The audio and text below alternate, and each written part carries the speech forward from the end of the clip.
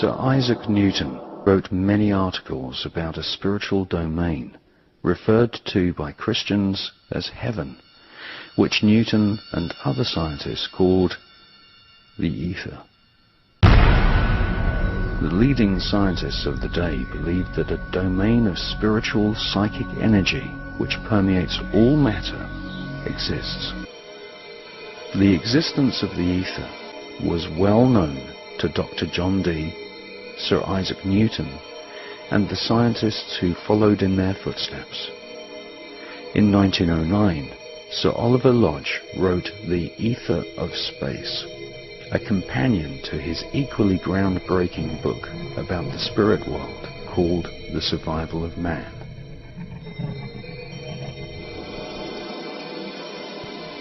The ether was the domain of spirit and the realm from which magicians and psychics such as the French Dr. Nostradamus received their information.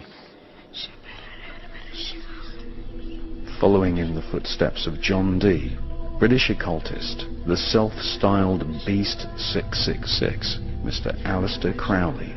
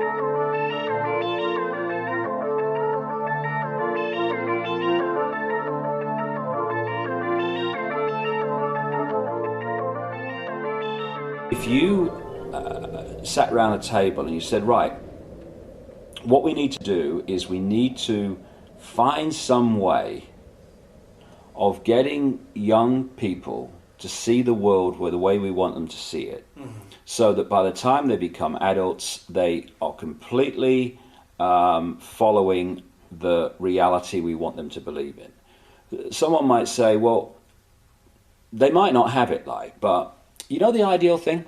What we do is we have a system where we take children away from their parents at least 5 days a week, all day, from about the age of 4 and 5, and we have control of their minds until they're about 17, 18. That would be ideal. Well, of course, that's what happens. Yeah. It's called the education system. Yes. And it's indoctrination. The whole system, because we have two hemispheres of the brain. The left brain, which is about words and this world reality and, you know, the perception of this reality. We have the right brain, which is where you get creativity, inspiration, and connection. And then you've got this corpus callosum, which connects the two. First of all, we use a fraction of our brains. Why is that? And the other thing is that what the system does is it turns out left brain prisoners. They run the system.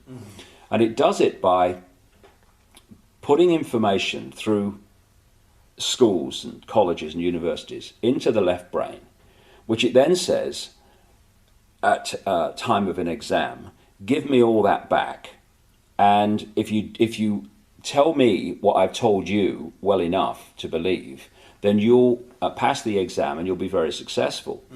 Anyone that takes that information into the right brain and puts their spin on it, or questions it, or sees through it, and puts that in the exam, they are perceived as a disruptive influence in the classroom. Yes, they are. And so what happens is, for you to become a doctor, overwhelmingly a politician, a journalist, someone often in industry, all these areas that control the system, The professions. The professions. Yeah. Lawyers. Yes. I mean, on and on we go.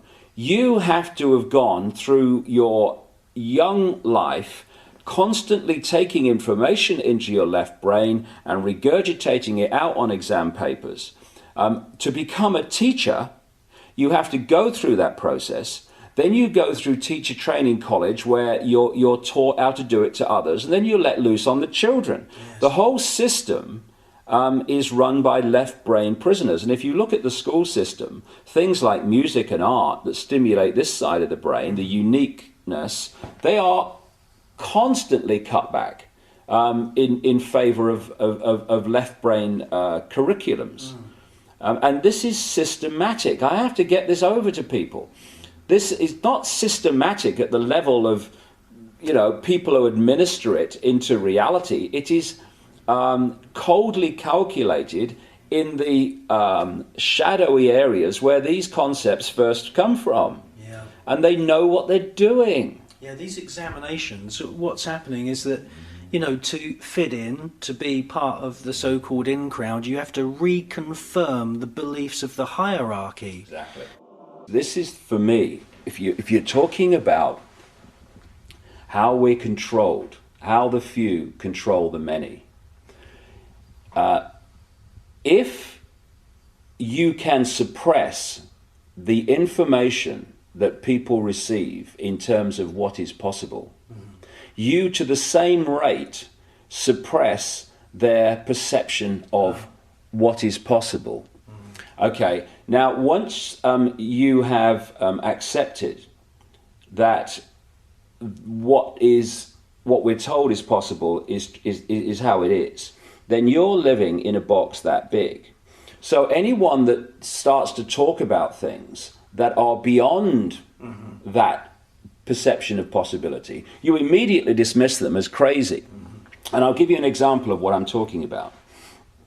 A few centuries ago, when people said the Earth was a sphere, they were perceived as crazy and dangerous. And one of the reasons was that if you lived on the bottom of a ball, you would fall off, right? Now, once you introduce the law of gravity, what appears at first sight to be a nonsensical idea becomes perfectly logical. However, if you suppress at that time knowledge of the law of gravity, then people are going to dismiss the truth because they can't perceive that the truth can be possible.